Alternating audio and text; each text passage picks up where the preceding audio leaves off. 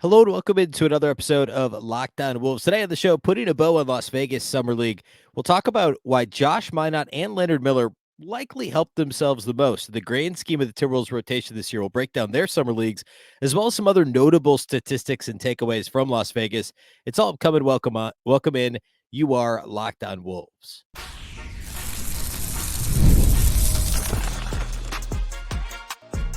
You are Locked On Timberwolves, your daily Minnesota Timberwolves podcast. Part of the Locked On Podcast Network, your team every day.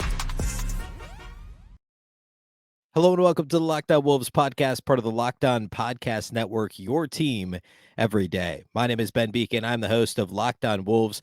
Today's episode is brought to you by Game Time. Download the Game Time app, create an account, and use the code LOCKEDONNBA for $20 off your first purchase. Terms apply. Happy Wednesday, everybody. Happy hump day.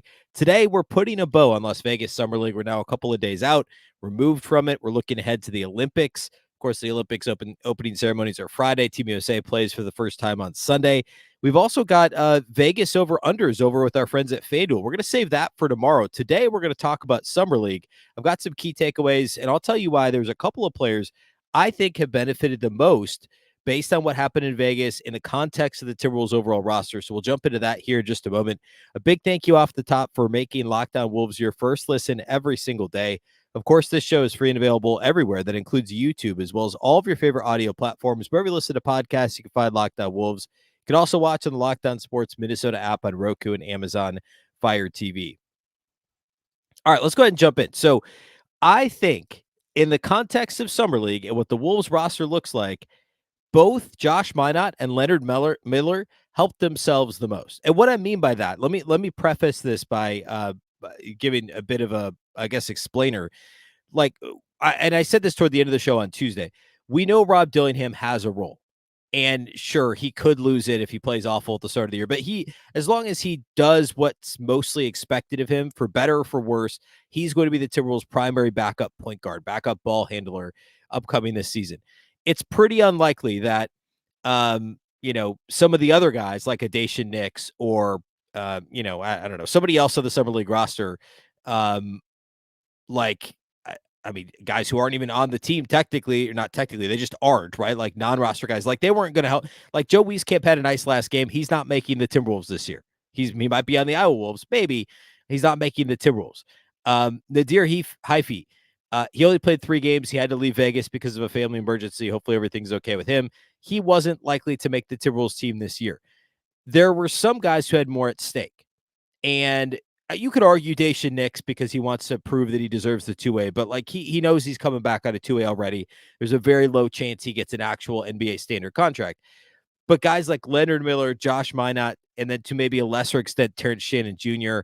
And Jalen Clark all had something to truly play for. Jesse Edwards would be another one who you could at least talk about in that conversation as a two-way player who's trying to prove that he belongs at the NBA level, but he's already got his contract.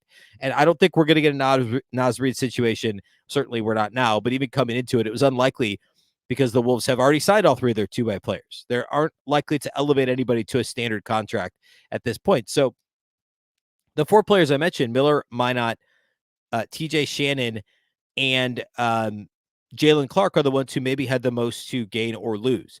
And I'll talk about all 4 of those guys today, but I want to start with Miller and Minott because I think that what they did for themselves is the most significant development of Las Vegas, if you will. And certainly we could argue overall, the way Dillingham finished Vegas, which we talked about on Tuesday's show, that's obviously great considering how poorly he shot the ball to start or for the rest of his time in Las Vegas. And we'll talk about some of the other Dillingham stuff that was really good and also some stuff that was not so good later in the show today too.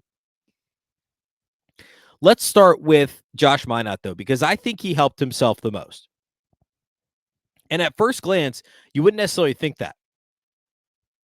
Minott averaged 16 points per game, just a shade under 7 points per game. So call it 16 and 7 in Vegas with 1.5 steals per game and 0.8 blocks per game. So stocks of just a little bit over 2. Generally speaking, you'd like him to score, or excuse me, to rack up a few more steals and blocks. The 7 rebounds per game is fine. And the 16 per game is fine in about 30 minutes per game. The shooting splits, though, aren't great. 44.5% from the field, just 22.7% outside the arc. He did get to the line 6 times a game and shot 86% there. So that line is actually pretty decent overall. Coming into summer, I had said on the show, and I think the Wolves certainly would have said, like, hey, we'd love to see him shoot in the mid-30s from outside the arc. Well, grand scheme of things, that's a really small sample no matter what when it comes to shooting. And we've also kind of see him be an upper 20s, low 30s% three-point shooter throughout his very brief NBA opportunities, but also the G League over the last couple of years. So nothing there was really out of line. But if you look at the advanced metrics for what he did this summer, and I should point out that by the way, I've complained on the show before about how Summer League stats are not easy to find beyond the regular box score because they're not compiled at Basketball Reference. They don't actually keep individual player within the team's stats on NBA.com for whatever reason. I don't understand that, but Real GM has them. And a hat tip to Chris Smith, who shot me an email about that to inform me that you can find them. It still was difficult to actually find all the advanced stats the way I wanted them, but we found them. So advanced stats for Summer League. When you look at what Josh Minott did, the total rebound rate is what I went to immediately because that to me is the most important thing. Can he rebound his position? And at first, the number doesn't jump off the page, 11.9%. So 12% rebound rate for Josh Minott across 5 Summer League games, which admittedly is a very small sample. It is. It's comically small to like really use the stats to by themselves extrapolate out a true opinion, which is probably one of the reasons why like it's not easy to find them. But I think combined with the eye test and combined with some of the other factors, you can tell yourself a little bit of a story for how somebody played. So, like for instance, in those 5 games, Josh Minott's rebound rate of 12% would have ranked last year if you take out Leonard Miller and Luka Garza, who each played less than 25 games for the team. It would have ranked 4th on the Wolves behind Gobert, Karl-Anthony Towns, and Reid. And right in line with where he was last year in just 32 games, only 91 minutes, mostly garbage time. Minott had a 10.6% rebound rate. He had 12% essentially in summer. So it would have ranked better than every other small forward on the Wolves roster last year. Any other player that would have played a 2 or 3 role or even a 3-4 hybrid role. Like Kyle Anderson had a rebound rate south of 9% last year. TJ Warren played limited games, but rotation minutes, 10% rebound rate. Troy Brown Jr., first half of the season before he was traded, 10% rebound rate. Josh Minott, when he played, was just a shade under 11%, and in summer, he was a 12% across 5 games. So right in line with where he would need to be. He would have been the best rebounding kind of swing hybrid forward that the Wolves deployed last season. And that's right in line with what you'd want to see from him. And, we could talk about like steal and block rates. It'd be great if those were a little higher. Like, for instance, his steal rate in summer was 2.1%. That would have ranked him behind Jordan McLaughlin and Monte Morris. And actually slightly behind himself, again, in garbage time, but slightly ahead of Kyle Anderson, Mike Conley, ahead of Anthony Edwards. So it's a good steal rate. Block rate, same deal. His block rate in summer across 5 games was 2.8%. In the regular season, that would have put him behind only Rudy Gobert and Reid, and again, himself in limited minutes. So all the stuff I've said about Josh Minott in the past, and I've talked a ton about how good he was in college in limited playing time, extrapolate out the steal rate, the block rate, even the rebound rate, what that would have been. It was, I believe that the steal rate in college would have been the best steal rate in the NBA that season, like 3 years ago at Memphis. And the block rate would have been top 10. And the dude was I guess he played a little bit more 4 in college, and he's more of a 3 that could play the 4 in the NBA. But the point is, all of those extra activity, nose for the ball, athleticism, length, things that can be played out via statistics, via advanced stats and rate-based stats, those have all been consistent for Josh Minott, whether it was college, the G League, brief, mostly garbage time minutes at the NBA level, and now in Las Vegas Summer League. Josh Minott continues to show that he is who the Wolves wanted him to be, or at least thought he was at the time when they drafted him, and hasn't deviated from that. It'd be great if the offensive game developed a little bit further, but one of the things I've harped on over the last couple of weeks in relation to Summer League is, well, the Wolves want these guys to develop additional skills, and the example I keep using is Jaden McDaniels a couple of years ago, his on-ball skill, putting the ball on the floor, driving to the basket, getting fouled. Those things need to be developed, but they also need to make sure that these guys are who they're supposed to be and are doing the ancillary things just as well, even when they're more of a focal point. Because Josh Minott had the ball in his hands a lot more in summer league than he's ever going to in the regular season for the Wolves. He had a usage rate of nearly 20%, 19.8%.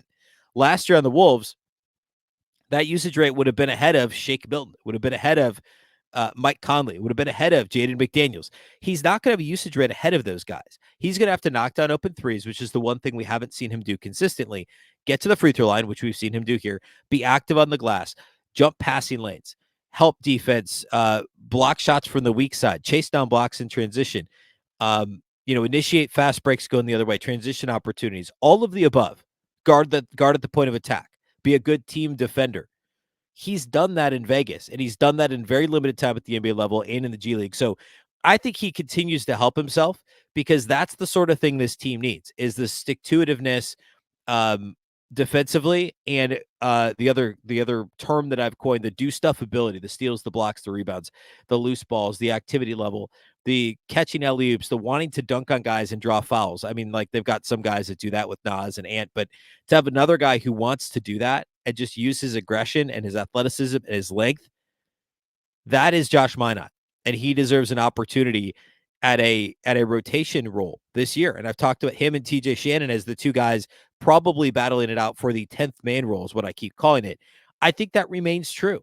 We'll talk a little bit about Leonard Miller, who I think made a case for himself, although I think he's behind Josh Minott on the depth chart. We'll talk about Leonard Miller here next, and then we'll get into some other interesting takeaways, statistically, especially from Las Vegas. We'll do all that here next.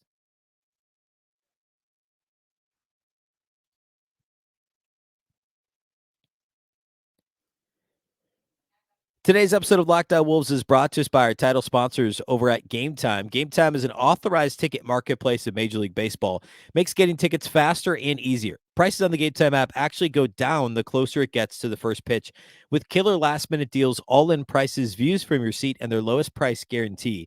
Game Time takes the guesswork out of buying MLB tickets, and it's not just baseball. It's everything else, too. You can get last-minute deals, saving up to 60% buying for sports, concerts, comedy, theater. I went to a Broadway show recently. Game Time's an outstanding place to find tickets for any sort of theater. Comedy shows, same deal. Concerts, any sport right now. Obviously, it's baseball. It could be WNBA. Whatever sport event you're trying to go to right now, the best place to get your last-minute deals is going to be Game Time. You can also get all-in pricing to get your total upfront with no surprise fees at checkout, which is huge. They also have a lowest price guarantee. Or if you find a ticket that you think is a better price somewhere else, Game Time will credit you 110% of the difference. Take the guesswork out of buying MLB tickets with Game Time. Download the Game Time app, create an account, and use the code LOCKEDONNBA for $20 off your first purchase. Terms apply. Again, create an account and redeem the code LOCKEDONNBA. That's LOCKEDONNBA for $20 off. Download Game Time today. Last minute tickets, lowest price guaranteed.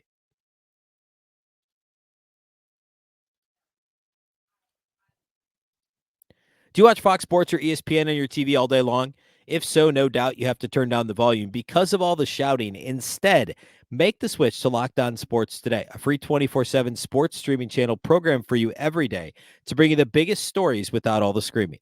Locked On Sports Today brings you can't-miss analysis, opinions, and news, streaming 24/7 on YouTube or the free Amazon Fire TV channels app, part of the Locked On Podcast Network, your team every day. All right, so the second piece of who I thought helped themselves the most is Leonard Miller. And again, to be clear, go back to what I said earlier. Leonard Miller is certainly on the outside looking in when it comes to the Timberwolves rotation. There's a number of reasons for that. The primary one being the role he fits or plays, and also the experience is not to what the guys in front of him are. And I'll repeat this, but 7 of the top 8 rotation players for the Wolves are back. The 5 starters plus Nickeil Alexander-Walker and Nas Reid. Joe Ingles signed a contract to essentially fill the Kyle Anderson role. That's your top 8. Rob Dillingham is going to be your primary ball handler off the bench. And yes, Alexander Walker and Ant will play with the second unit and do that. And Joe Ingles, for that matter, are going to initiate some offense. So Dillingham is probably the 9th guy, we'll call him. Some nights they may only play 9 guys, but other nights they may play 10, maybe even 11. Fitch is usually a 9 or 10 guy. Most coaches are in the regular season, unless there's foul trouble, if guys are hurt, if guys are resting on a back-to-back, and you better believe they're going to try and find places to rest Mike Conley. Conley didn't rest a whole lot during the season last year, given his age and the tread on the tires and the status of the tread on the tires, if you will. And we saw that in the postseason. He was certainly much slower defensively and less impactful offensively. So I'm sure the Wolves are going to look for opportunities to rest Conley, which will give Rob Dillingham the chance to run with the first unit. And, that's just one example of like, hey, do they need to go deeper than 9? The 10th man is most likely to be somebody like TJ Shannon or Josh Minott. And I explained what Minott helped himself with. We'll talk more about Shannon here in a minute. And I think TJ Shannon actually probably does usually get those 10th man minutes ahead of Josh Minott. I think it's going to be dependent on foul trouble and opponent more than anything. And I would say half the time they're only going to use 9 guys, maybe 30 to 40% of the time they're going to use TJ Shannon. And if he falters or has issues, or if they need some size or bigger defenders on the perimeter, then Josh Minott could get a chance early in the season. But the next man up has to be Leonard Miller. And one of the things, like, it's a little bit of because Leonard Miller is kind of a jack of all trades, master of none, which is a very crude way to describe everything he brings to the table, but I think it's pretty accurate. That combined with the overall lack of maturity and experience, whether that be on or off the court, and I don't want to be unfair, but compared to some of the other guys, like you look at everybody I just mentioned, Minott's been in the league for a couple of years. TJ Shannon's a 5-year college player. Leonard Miller didn't go to college. He played 1 year at G League Ignite and 1 season last year bouncing between Iowa and Minneapolis. So, but also he's got the size of like a 4. He rebounds like a 5. He could dribble and pass like a guard. The shot's a little inconsistent. The defense is the most inconsistent part of his game, but he can really do everything. Like there's not anything on the court he can't do. And the rebound rate is what stuck out to me the most. And I think that's the way he fights for a spot in the rotation at some point this year for the Wolves. He had a rebound rate that led the team in summer of over 17%, 17.4%, 4.5 points greater than Jesse Edwards, who we'll talk about in a moment, who's, over 7 feet, is built almost like a slightly smaller but version of Rudy Gobert, but certainly the biggest player on the summer league team.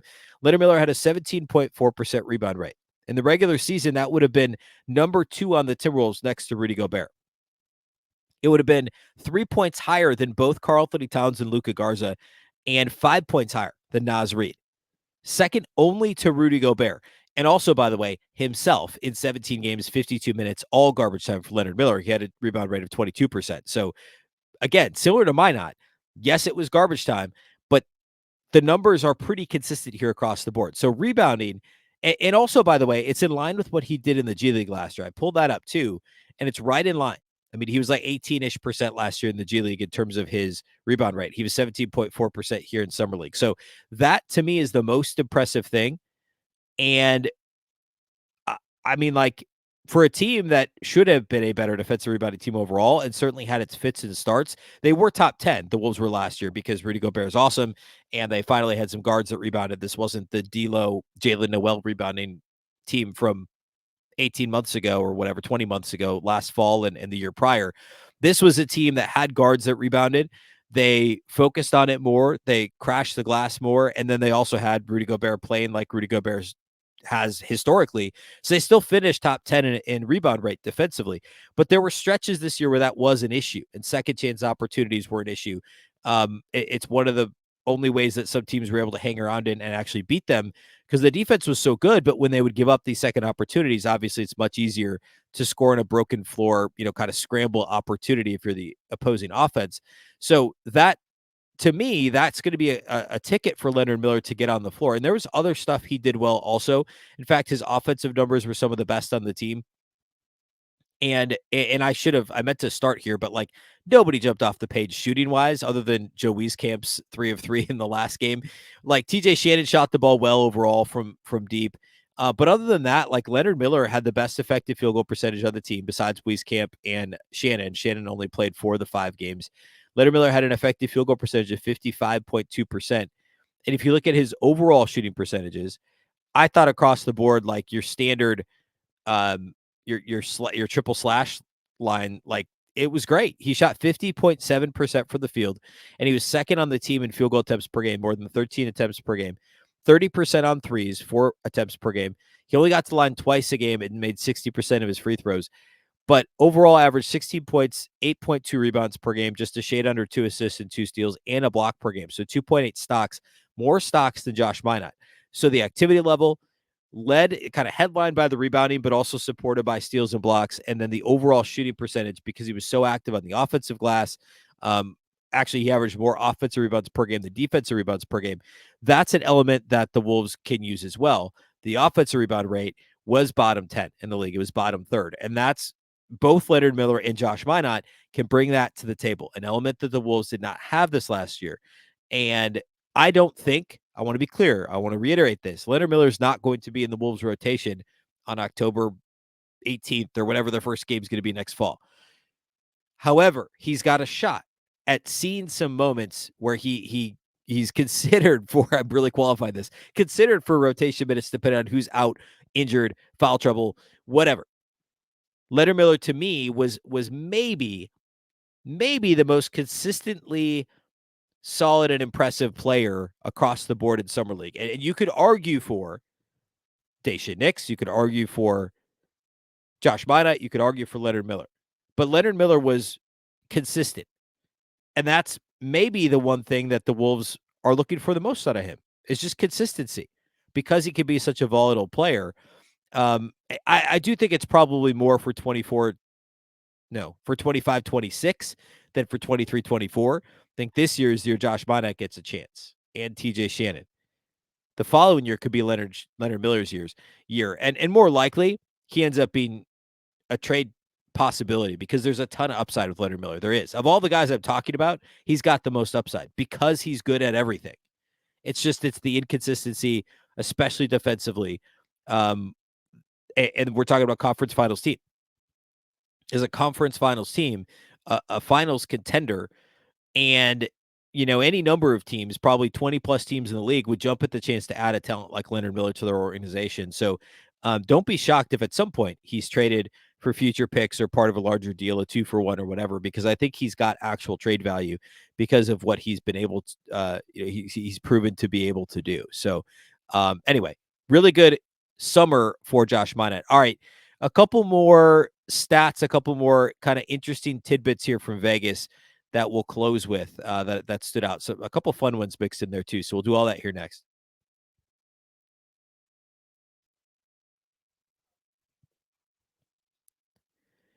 All right, let's put a bow on Las Vegas, and we'll be done talking about this for any individual show.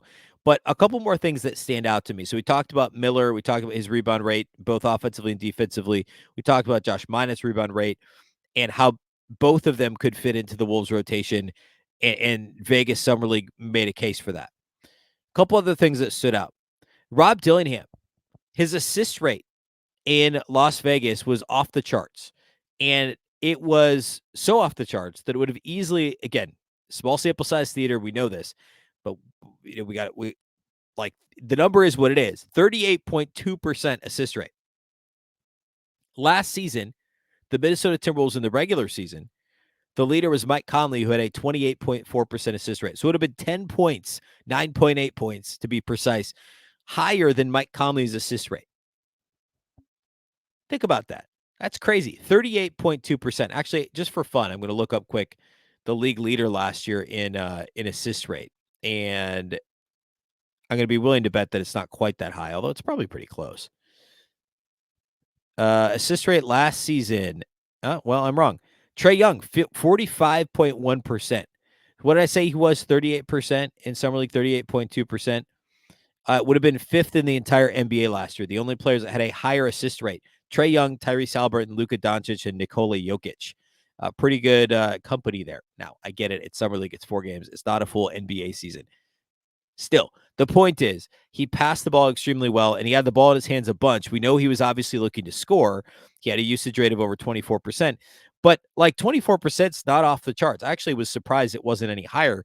It's just he had the ball in his hands so much. 24% would have been behind Ant and Cat, but it would have been slightly ahead of Nas. It would have been third on the Timberwolves last year. So it's high, but it's not absurdly high. But like combined with a 38% assist rate, that just shows you how much the offense was running through Rob Dillingham when he was on the floor. Now, the other side of that coin, he had an astronomical turnover rate of 17.6%. It was also not as high as Daishen Nix's, by the way. For as good as Daishen Nix looked at times, dude had a 21% turnover rate, which is absolutely unheard of. Last year on the Wolves, the worst turnover rate, if we throw out Wendell Moore and Daishen Nix, both in garbage time primarily, Kyle Anderson had a turnover rate of 15.6%. 15.6%. Rob Dillingham was 17.6% this year in Summer League. Now, they had 4 players that were higher than Kyle Anderson's mark last year.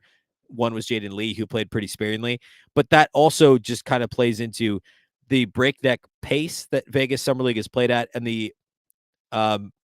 sloppiness, to really put it kindly, honestly, of play, and kind of the carelessness of how the teams are, or the lack of taking care of the ball. So that all kind of filters into this conversation.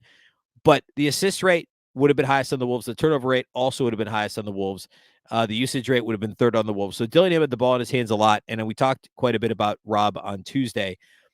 He generally made good decisions. The passes weren't always finished with assists, and the shots didn't always go in. But the process overwhelmingly was positive and consistent for Rob Dillingham in Summer League. Jesse Edwards had a block rate of 6% in Las Vegas Summer League. Jesse Edwards, as a reminder, is the two-way player signed by the Wolves, played last year at West Virginia, 4 years prior at Syracuse, so 5-year college player, and has a build and playing style similar to Rudy Gobert. Certainly not, I shouldn't say certainly not. Doesn't seem like he has the ceiling of anything close to Rudy Gobert. I mean, Gobert was a first-round pick, albeit a late first-round pick. Jesse Edwards went undrafted. But the Wolves almost immediately signed him to a deal. He had a 6% block rate in Vegas. For some context, the best block rate of the Wolves last year, of course, was Rudy Gobert, a 5.5% block rate. And we could do the thing once again where we look at the, where we look at the league-wide block percentage. Wembanyama had a block percentage of 10%, which is nuts. But 6% would have been 6th in the NBA last year, behind Wembanyama, Chet Holmgren, Daniel Gafford, Brook Lopez, and Nick Claxton of the Brooklyn Nets. 6% for Jesse Edwards would have been 6th in the league last season. So solid rim protection. And honestly, I didn't feel like it was that high just watching him.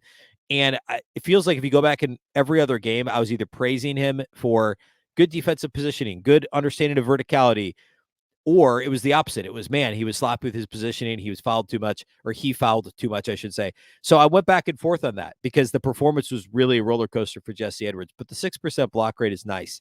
So I wanted to be sure to point that out. Also, by the way, block rate.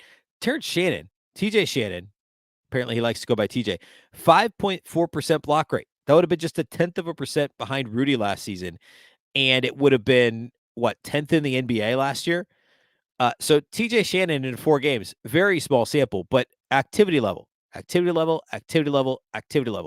Very, very important, and he showed that. You would expect the steal rate to be a little higher, but the block rate was really nice. All right, I had like 1 or 2 more things here. Oh, this is a random one. And I think it just kind of underscores. I opened the show today by talking about how there were 4 guys that had a shot to like really impact what the team thinks of them going into training camp, I think. We talked about TJ Shannon. We talked about Leonard Miller, Josh Minott. The 4th is Jalen Clark. And Jalen Clark didn't play in the last game of summer, of course, coming off Achilles surgery, hadn't played basketball in like 18, 20 months or whatever it was, 16 months, something like that. And he had the 1 game with the 6 steals. He had other moments where he flashed considerably defensively. Offensively, he looked raw. He looked rough, which is what's to be expected. I do not like individual player offensive rating or defensive rating, especially in a small sample like this, but this was too funny to not point out. Offensive rating wise, Jalen Clark had an offensive rating in Summer League of 68.7, which is so low. The next lowest on the Wolves was 92.6. It was actually Rob Dillingham, was nearly 30 points higher, 24 points higher. And everybody else was above a 100. How crazy is that? A 68.7 offensive rating. Now, he also had the team's best defensive rating, 88.8. The next best defensive rating was 96.6, and that was Dacian Nix, who really got into some guys defensively. I was very impressed with his defense in Summer League. I know I didn't really talk about Nix much today, but I did the other day, and I thought the defense was impressive. So Jalen Clark had by far the worst offensive rating and pretty comfortably the best defensive rating on the team. It's exactly what you would expect from Jalen Clark. And it's probably exactly why he's not going to see significant NBA minutes this year. I think he's got an outside shot at some minutes here and there. Perhaps it's like what Minott did a couple of years ago, where there's a handful of games he comes in at the end of quarter situations to try and save, foul trouble for Ant or Naw or McDaniels, but put him on the ball handler and make somebody uncomfortable. I think he's going to get a ton of G League opportunity this year. And he's got a bunch of upside. If he could just figure some stuff out offensively, he's already an elite point of attack defender, and I look forward to watching him get the opportunity to do that in the NBA. But I thought it was pretty interesting that it's exactly how I certainly expected this thing to play out. The best offensive player based on rating, or sorry, defensive player based on defensive rating, and worst offensive player by a mile. Not surprising at all. All right. That's the bow on Summer League. This was a fun one. I mean, we got to see 2 first-round picks, not just one, but 2. And like last year, there were none for Minnesota in Summer League. We got to see guys that were on the roster last year, and Leonard Miller and Dacian Nix and Josh Minott. And we got to see some unknowns like Nadir Haifi, who, we'll see what happens with his career. Hopefully things are okay with his family. I never saw conclusively what the deal was when he had to leave the team, but he was fun to watch in Vegas. Young French player, got cut from Team France. Like, hopefully he gets the opportunity to showcase himself overseas this year, and maybe we hear from him in the future. Two-way guys with Jesse Edwards and Dacian Nix and Jalen Clark, like lots of talent on this Summer League team. It was a bunch of fun to watch. The rest of this week, we're going to get into some over-under stuff. FanDuel has their over-unders posted for this year. We're going to get into some Olympic stuff as well. So tons to get to here later on this week. We're still daily through the majority of next week as well, through the month of July. So big thank you for making Locked On Wolves your first listen every day. Of course, this show is free and available everywhere, including YouTube. You could also watch on the Locked On Sports Minnesota app on both Roku and Amazon Fire TV. Of course, the Locked On Wolves podcast is part of the Locked On Podcast Network. Remember, the Locked On Network is your local experts on all the biggest stories. Once again, I'm Ben Beecken. This is the Locked On Wolves podcast, and we'll catch you next time.